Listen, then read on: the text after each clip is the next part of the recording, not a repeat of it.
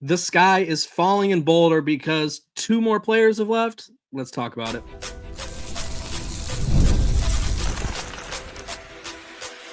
You are Locked On Buffs, your daily podcast on the Colorado Buffaloes, part of the Locked On Podcast Network, your team every day.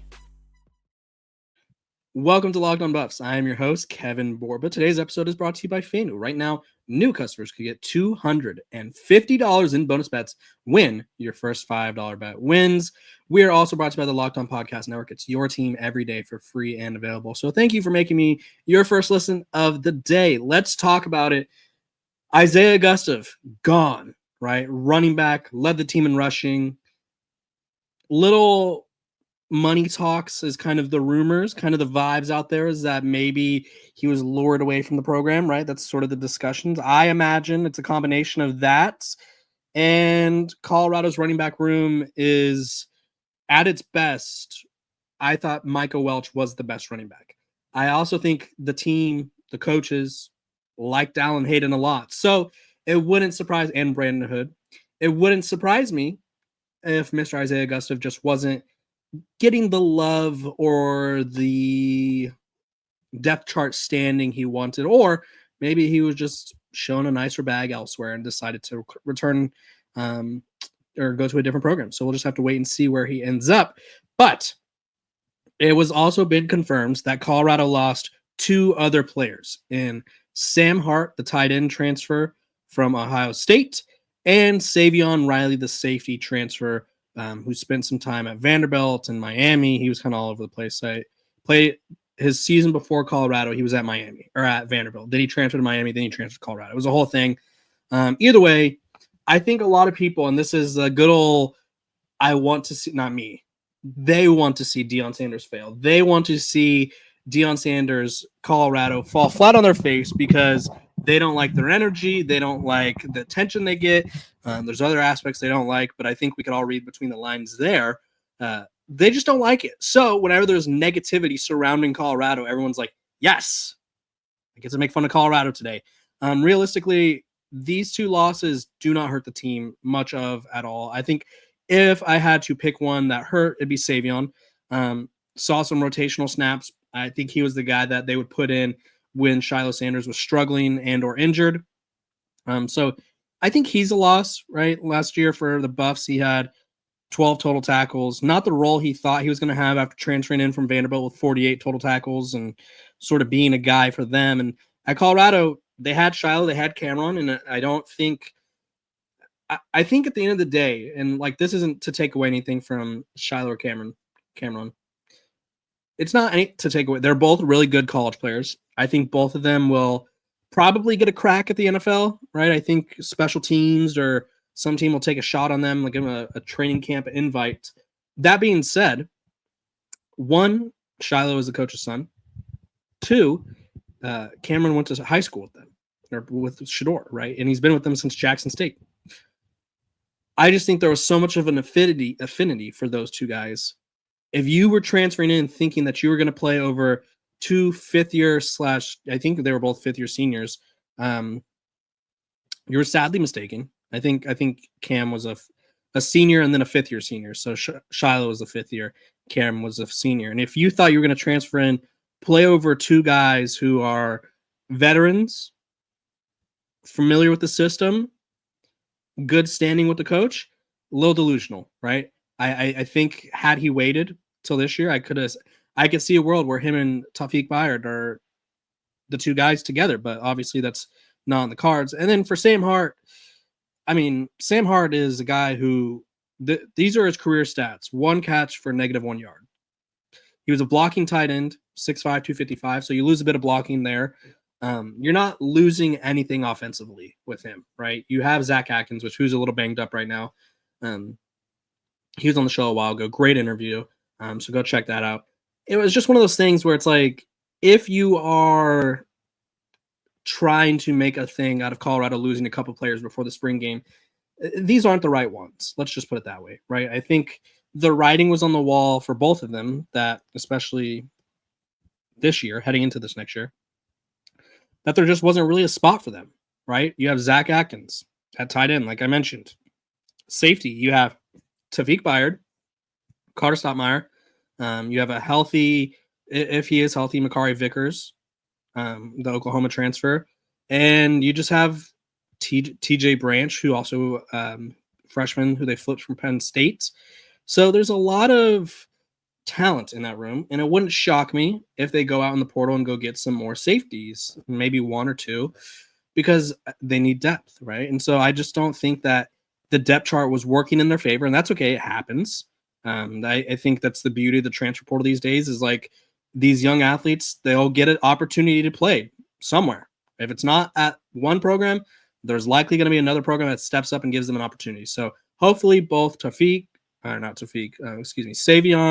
Sam, and even Isaiah, maybe they all find a landing spot for them where they are going to have featured roles, or at least roles where they feel like they are living up to whatever expectations they have in themselves, right? I think it's one of those things where if you're Colorado, and especially now that their rosters are getting to 105, people are starting to get cut, right? That's a thing. I don't know if these guys were cut necessarily, but there's places and programs around the country who are having conversations with players with the portal opening and going, hey, we don't think your future is going to be here. So maybe you could look elsewhere, which is the friendly way of cutting them. And I think that's going to be a very common theme.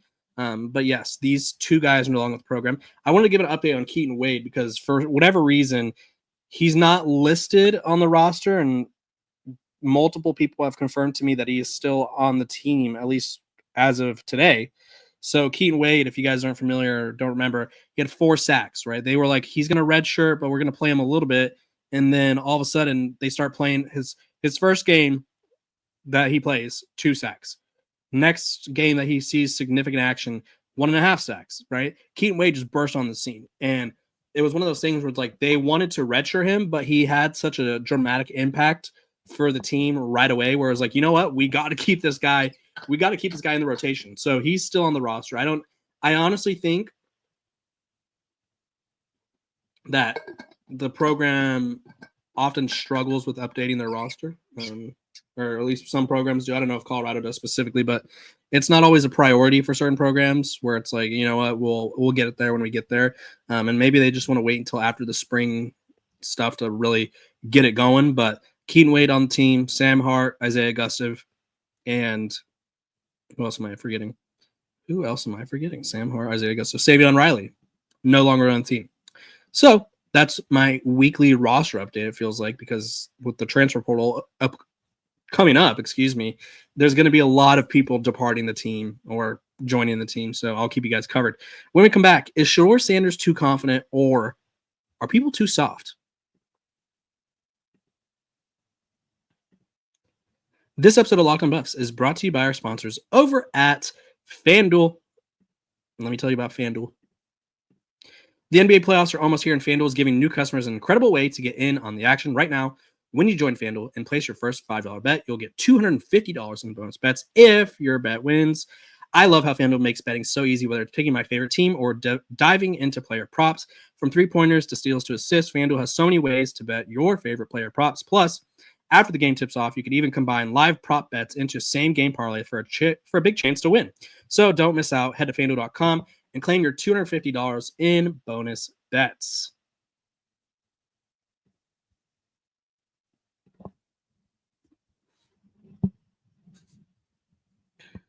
Welcome back to Locked on Buffs. Appreciate you guys for tuning in every single day, making me your first listen of the day. We're free and available wherever you get your podcast. Make sure to like, subscribe, and follow so you don't miss out on a moment of the coverage. Let's talk about it. I posed the question, is Shedeur Sanders too confident, or are people sensitive and or soft? I've been on multiple shows recently talking about Shedeur Sanders to teams that are shows of teams who are potentially going to draft him, right? It's the Browns, the Giants, the Saints. I've been making appearances, so stay tuned for those. I've been all over, right? I think there's a lot of people that want to know about Shedeur Sanders. They want to know about Travis Hunter. And one of the questions I keep getting is, how cocky is Shedeur, or how arrogant is Shedeur? And obviously, I don't see Shedeur Sanders every day. I'm not his friend. I don't hang out with him. I'm not going to pretend to know. This isn't a Brian Windhorst situation with LeBron where I'm like, me and Shedeur, we go way back, because we don't, right? I've only had a couple encounters with him in Colorado, and I don't know him as a person. That being said, I could speak to how I view him as a player and what I think other people, how other people develop their opinions about him and why they think that way. So how I view Shedeur as a player, a good leader, tough as nails, and he's very confident, right? And I think there's some people who their gauge on that confident to cocky scale is very skewed, depending on how they feel about Shedeur as a person and or as how they feel about his father, because I think that's a real aspect of how people are critiquing Shedeur Sanders and Shiloh and Travis is like they're looking at Deion Sanders and going, I don't like how he does things. So you know what? This guy, this young man is associated with him. So therefore I don't like him. Right. And I think that's genuinely going to happen. And I think we saw it with the NFL coach who said that he's brash and arrogant. I don't think people understand that Shedeur's confident, right? He believes in himself. I don't think that's a problem, right? If you ever have kids, or if you do have kids, and you tell them don't believe in yourself, because then, like, people won't like you, right? Like, there's a difference between confidence and cocky, right? Shedeur Sanders has done nothing but say he believes in himself. He's never said I'm better than Patrick Mahomes. He's never said I'm the best quarterback to ever play the game. He says he wants to be, or he says he aspires to be, but he has never said that.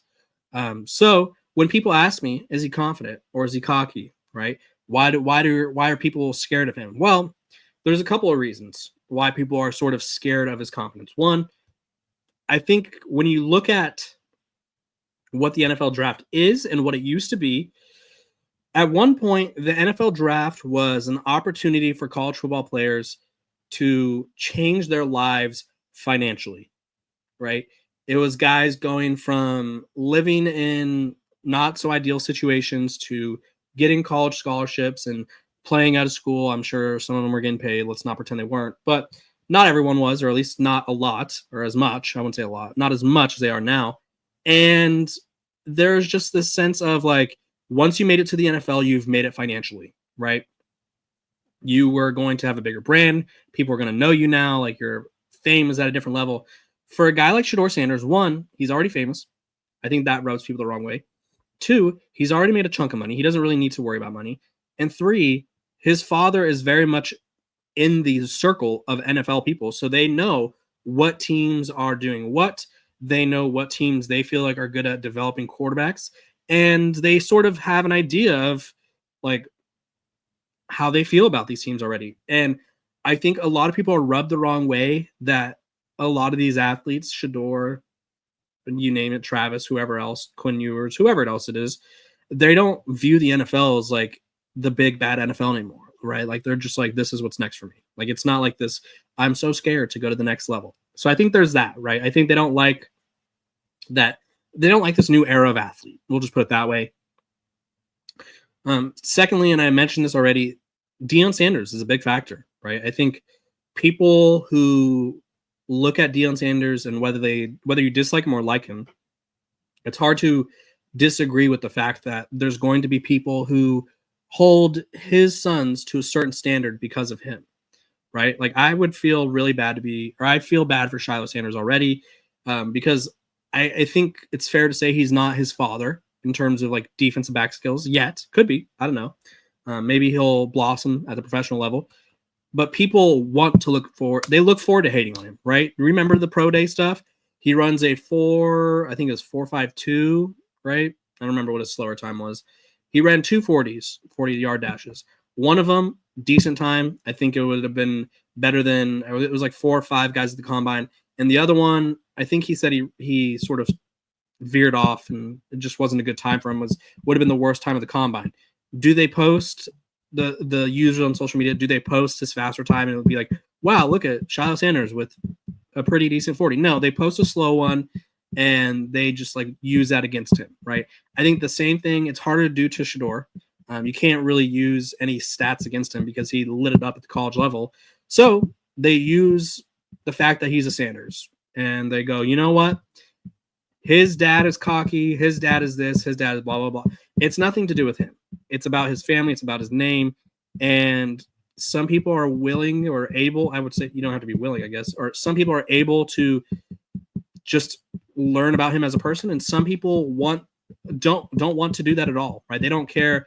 Like Shedeur Sanders could cure cancer, and they'd be like, well, that one time he flexed his watch against Arizona State, so it's kind of a jerk, right? Like they don't care, right? Shedeur Sanders is probably going to be the most nitpicked athlete in recent memory because everyone hates the watch thing, but when Michael Penix did the bow and arrow, when Quinn Ewers did the little AJ and Big Justice, we bring the boom dance. When who else? I'm trying to think of like other quarterbacks. Like Cam Ward does the whatever this thing. I don't know what it means. I'm not cool enough, but he does a little hand flapping thing. No one cares, right? But when Shedeur flexes his watch or when Shedeur does this, it's like, oh my gosh, like disgusting, right? So Shedeur, in short, is he too confident? No. I think he's the appropriate amount of confidence, has the appropriate amount of confidence, because if I'm drafting who I think is my franchise quarterback, do I want him easily rattled? Do I want him easily frazzled, right? Imagine if Bryce Young, for instance, Bryce Young was arguably one of the best college football quarterbacks of the past decade or two, and he was like viewed as a sure thing, right? It was the only knock on him was his size, but even then, people were willing to overlook it because they're like, he is great. He goes into the NFL and he sucks first year, right? And they're like, you know what? This guy's terrible. We do not like him, blah, blah, blah. He's never going to play for us again, right? The Panthers said that, kind of, not really, but they were kind of alluding to that. And then Andy Dalton, I believe, gets in a car accident. Bryce Young gets another opportunity, and all of a sudden he's back, right? Imagine if Bryce Young wasn't confident in himself, confident enough to sort of overlook the fact that, like, hey, just 2 weeks ago, this team made it seem like the sport that I've always been great at, that I sucked at, like they picked me up off the street. Like Bryce Young, imagine if they were just like, you know what, Bryce, you suck and we never want to see you play again. And he was just like, damn, like I'm done in the NFL. Like that was it for me. Like he would be cooked. Caleb Williams had a rough year this past season at times. Imagine if he wasn't as confident as he would be cooked. So having a quarterback who's young and confident is a skill. It's a weapon. It is not anything negative. So he's not too confident in that aspect. I just think that people are holding him to unfair standards, and we all know why. There's a multitude of reasons I talked about him. The other one, we all know why. So when we come back, we're going to be talking about ESPN's latest prediction about where Shedeur Sanders will land, because I think it's pretty interesting, and I disagree with it.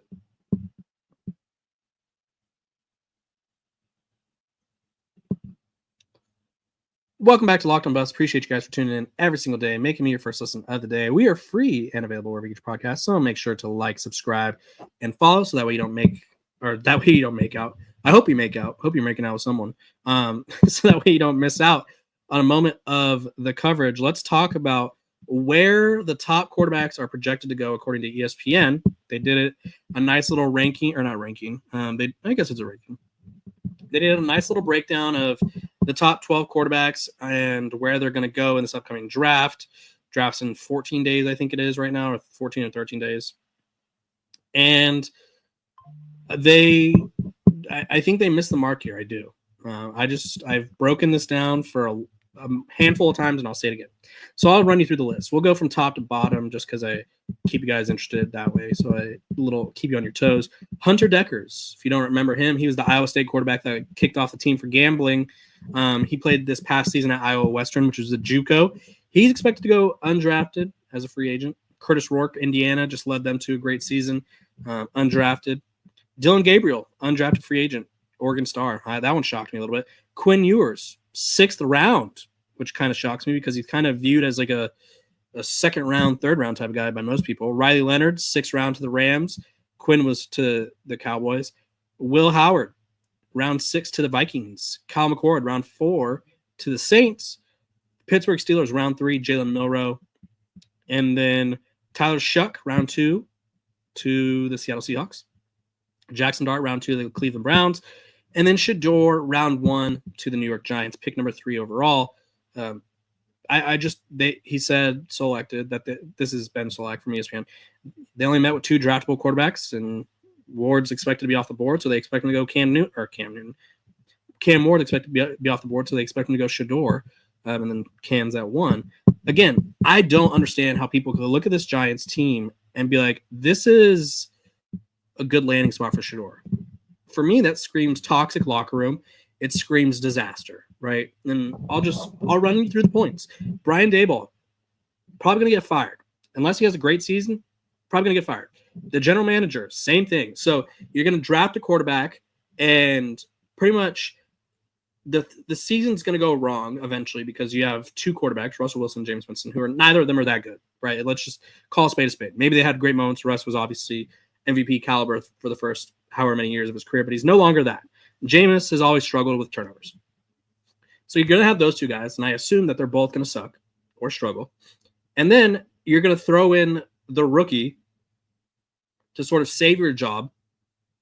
It's not going to happen, maybe. Who knows? I mean, it could, I guess. And then say he doesn't save your job, then you get fired, and then he has to deal with a new head coach, new general manager. Tough situation. The quarterback situation. Russell Wilson, I'm sure he's a nice guy behind the scenes. I've been told by multiple insiders on various teams, people who are close to the program, that he is fake as it gets, right? He thinks he is still MVP caliber Russ, and so he is not going to mentor a young quarterback, or I don't think he would. So I don't really see how Shedeur benefits from that. And then Jameis Winston is a catalyst for a locker room. He's a catalyst for great energy, but he's also probably going to be more popular than 99% of his teammates, aka I feel like it creates a locker room divide because I feel like some will want Shedeur, some will want Jameis, and then others, maybe veterans, will want Russ. And I just don't see why the Giants are a fit. So I don't think the Giants are a fit for Shedeur at 3. I could be wrong, but I don't think it's a fit. You guys comment below. Would you want Shedeur to go to the Giants? Let me know what you think. This has been another episode of Locked On Buffs. Make sure to like, subscribe, and follow so you don't miss out on a moment of our coverage. I will see you guys tomorrow.